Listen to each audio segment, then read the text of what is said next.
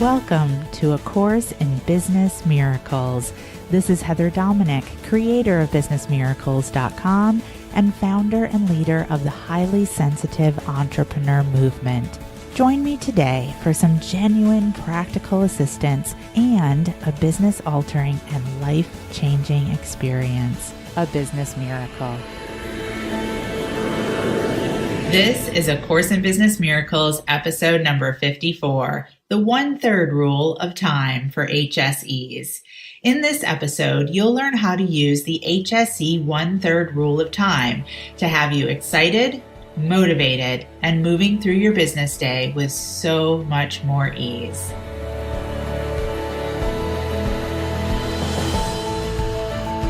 We are here to focus on becoming friends with time. First of all, this is about prioritizing. This is about what most needs your time, attention, and energy first. Write that down. This is a skill that you must strengthen to be successful as a highly sensitive entrepreneur. And I can definitely share with you where the concept of becoming friends with time came from, because truly it was from my own personal experience, my own experience of stepping into the world of being self-employed. I came from working as a public high school teacher, where as a teacher I had really learned how to operate within a very structured system. There were bells that rang every 42 minutes telling teachers and students that it was time to change classes. I knew that I had 42 minutes within which to teach a lesson, and within those 42 minutes of teaching the lesson, I became very good at creating a beginning and a middle and an end for my students. I also taught myself, because this was not part of my teacher training, believe me, I taught myself how to set the week up for success, to create curriculum every week that would support myself and my students with staying on track. And then I had this bigger umbrella goal at the beginning of each semester as well as the entire year.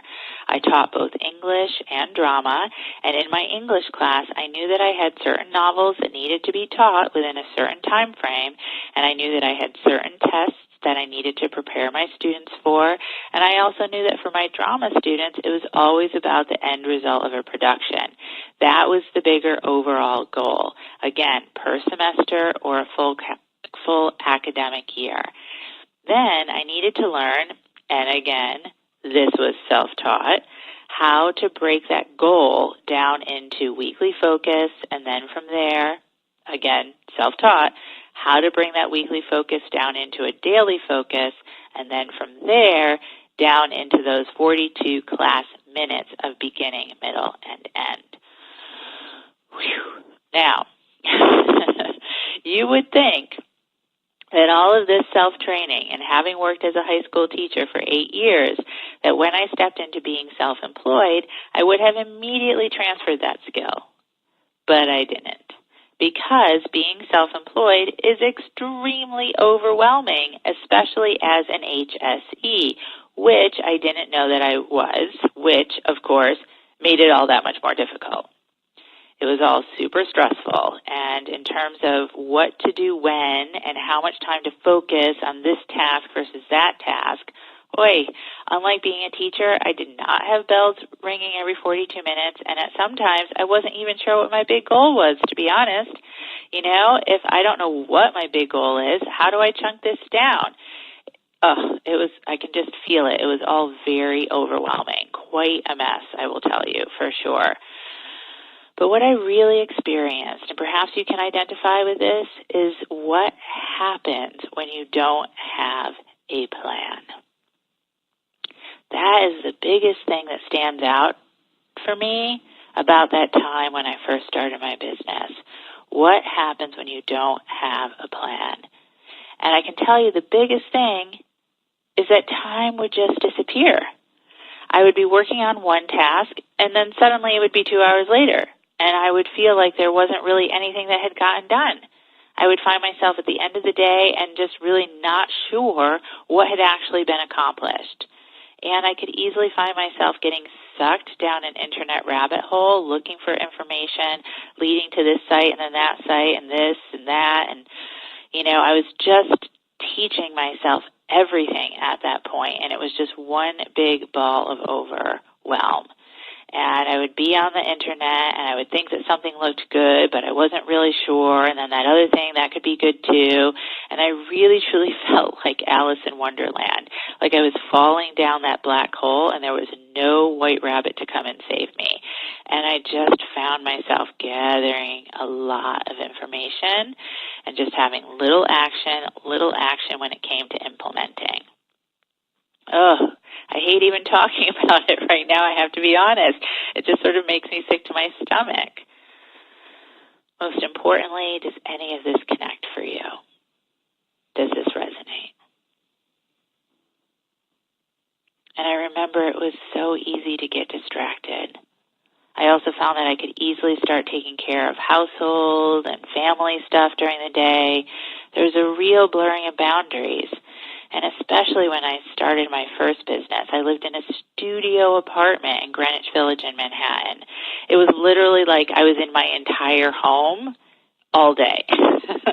And the loved ones in my life, they just didn't really understand, that I couldn't be available to take care of things whenever they needed just because I was home. And there was this assumption that I could do it. And I know that I've also heard from clients and team members that it can really be easy to start instant messaging with your spouse, which honestly was not available when I first started my business, but I know that comes up for a lot of Business Miracle members, is IMing, right, or texting with your partner, your spouse, friends during the day. And then you can fool yourself into believing that you can or should be able to take care of life during the day while trying to also build your business. So then it sort of all starts to be like a lot of busyness and very little business. And that's busyness with a Y, like busy-ness. And that Y is the you taking care of others, versus business, BUSINESS, which has an I in the middle of it, which is about me. If I take care of myself, by taking care of my business, then I can actually take care of others. But when you don't have a plan, or you're not following a plan, then most likely that means that you are not saying no, right? Because if you don't have a structure, if you don't have a plan, then you're not sure what to really say no to and what to say yes to. Let's write that down. And what I see happen for so many HSEs is that without a plan, the boundary line is blurred. And again, you can fool yourself into thinking that by taking care of everyone and everything else around you first, that you're actually being a better service to those that are close to you in your life, when the truth is that you are not, because you are forgoing taking care of your business, which is the foundation to both your livelihood and your purpose. And let me be clear here, I'm speaking as an overall rule minus the exceptions, okay? Of course, there is the exception when your child is sick and must be taken care of, or your parent is sick and must be taken care of, or the pets or your spouse. The key is to understand the difference between exception and rule, and to put self-preservation as a top priority. And I want you to write that down. And self-preservation equals preservation of business. Write that down too. Because when I talk about self-preservation, I'm not talking about using self-care as hiding, using self-care as a way to be in that HSE coping mechanism of hiding, which I see with HSEs a lot. And then also, if you think or believe that you must take care of everyone else first, then you are actually putting everyone else last. And I want you to take that in. And if you believe that self-care doesn't include your business, then you are actually putting your business last, which means putting yourself last, ironically, and putting your purpose last. Deep breath in and let it out. Now, what I often hear from Business Miracles members when I teach this is what I have come to refer to as the yeah, but you don't understand. And we all have our but you don't understand reasons.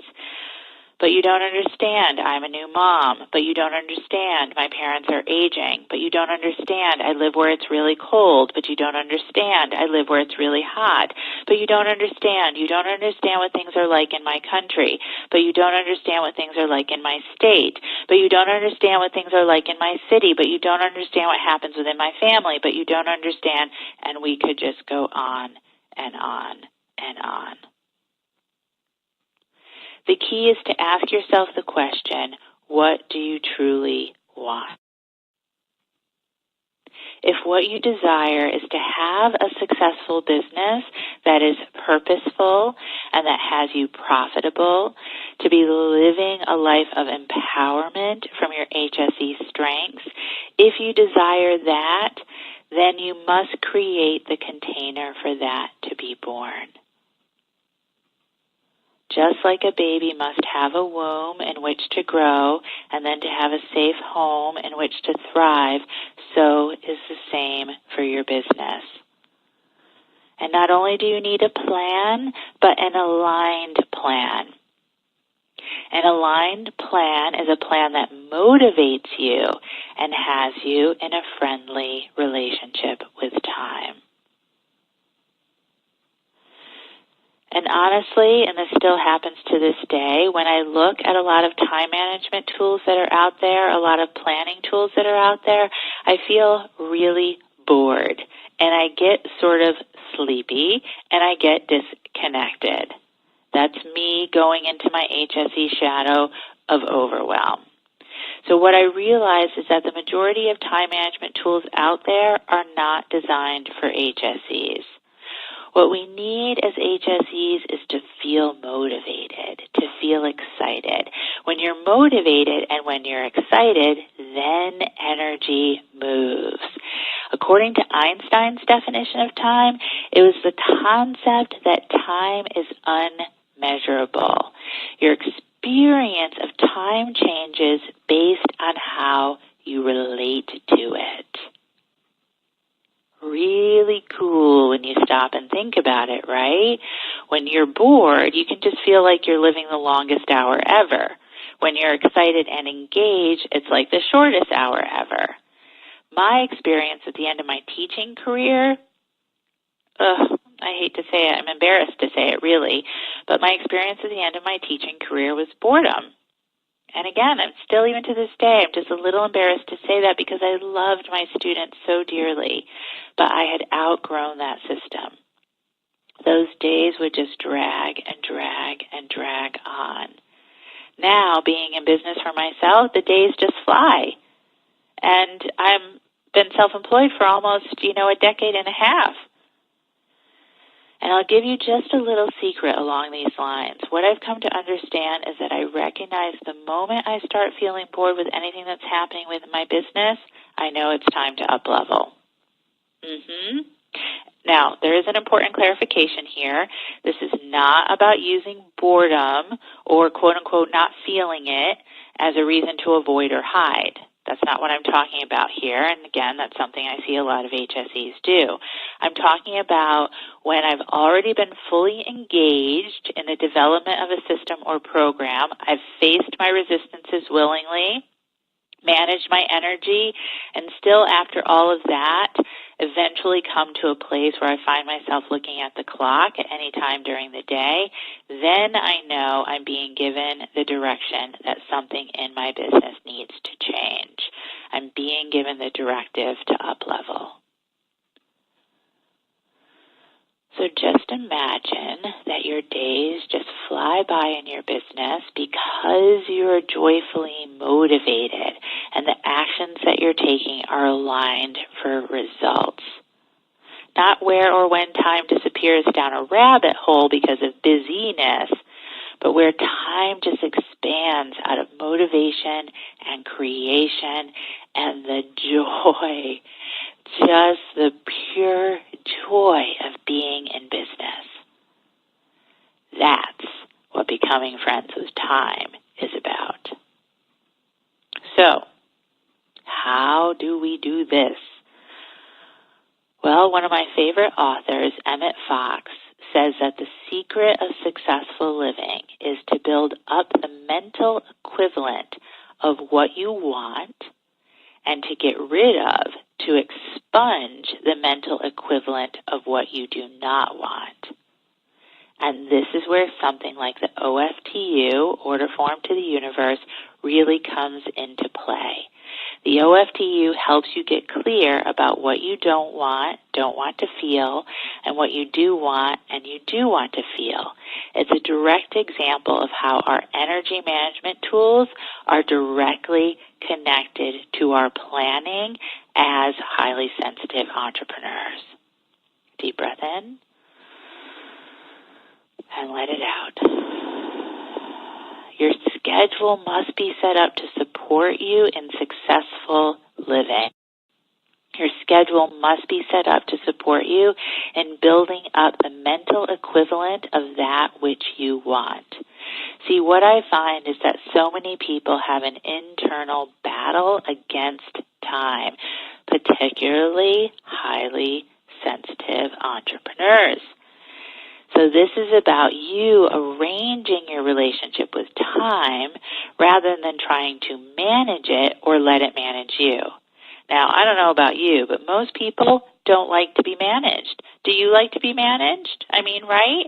I just always think of each one of us in our own internal 2-year-old, which is like, don't tell me what to do. Time doesn't like to be managed any more than you like to be managed by time. So we create harmony, and this is how we do that. The first step is what I refer to as the 1/3 rule. Write that down. This is about time off, time on, and time in your business. The definition of time off is when you're completely away from your business, and ideally you're not even thinking about it. Time on is when you're engaged in activities that support your business's growth. So, for example, you're receiving training like this one, or you're creating offers, developing marketing, or actually engaged in marketing. That would all be considered time on, working on your business. Then you have time in. Time in is when you are serving in your business. And there's 2 primary categories that make up time in. 1, speaking to prospects, aka selling, and 2, serving your clients. That's it. That is time in. So time off, time on, and time in supports you in holding boundaries with yourself as well as with others. What you want to do is you want to go through your calendar and you want to literally label and identify and mark the time off, time on, and time in. Now, if you're in your practice, if you're in your business full time, then the ideal is you're dedicating full days. Full days when you're off, full days when you're on, and full days when you're in. For off, on, in, we're talking pretty much working hours, right? For example, for myself, I'm always off on the weekend. It's a very, very, very rare exception for me to ever be working on or in my business on the weekends.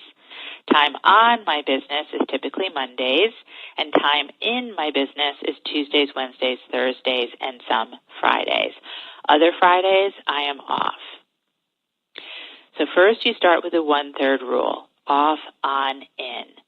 Let me talk about when you are in your business part-time, meaning that you maybe are working a full-time job or you're working a part-time job while also beginning your business. So then you take the time when you're not in your job, and then that time you divide into off, on, and in. So let's say, for example, you are working 40 hours at a bookstore as your current full-time job while also starting your business. And your hours at the bookstore are 9 a.m. to 3 p.m. So then the remainder time is 3 p.m. to whatever time you go to bed. Or if you're an early riser, then the time you get up until the time you have to go to the job at the bookstore. And that time you then divide into off, on, and in. What really sabotages a lot of HSEs when attempting to build a business while also still being employed and working for someone else is that they try to use all of the time when they're not at their full-time job or, again, part-time job, all of that time to be in the business. And it tends to just be one big chaotic mess. And then they end up being tired, exhausted, overwhelmed, and then just feel like a failure, throw in the towel. This can never work. The way that you can successfully build your business while also still being employed full or part-time for someone else is to take that free time and divide it up into the 1/3 rule. And how do I know this? Well, I did it. I started my business while I was still working full-time as a high school teacher. And not only did that include my teacher hours, which typically a school day does end around between 3 and 4 p.m. Eastern. Eastern because that's where I was working. And I was also directing a production because I was a drama teacher, so I directed an after-school production each semester. And still, I managed to start my business with 3 clients while I was still teaching. But the only way that I did it, though I didn't know that it was called the 1/3 rule, and I didn't have such clear understanding about off, on, and in at the time, but I did understand that I still needed downtime for myself. I at least had the wherewithal for that. And the time that I really dedicated to being in my business, I was fully dedicated and focused. The trouble really became then when I left my teaching job. And time just became so unstructured, as I mentioned earlier. Okay? So that is how you use off, on, and in. Thank you for listening, and I hope you enjoyed this episode of A Course in Business Miracles.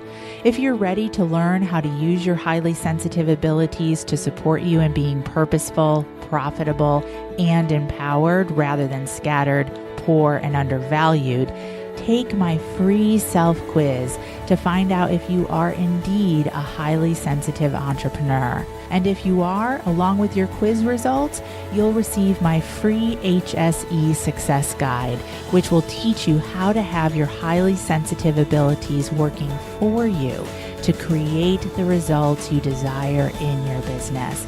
Take the quiz and receive your free success guide now at www.hsequiz.com.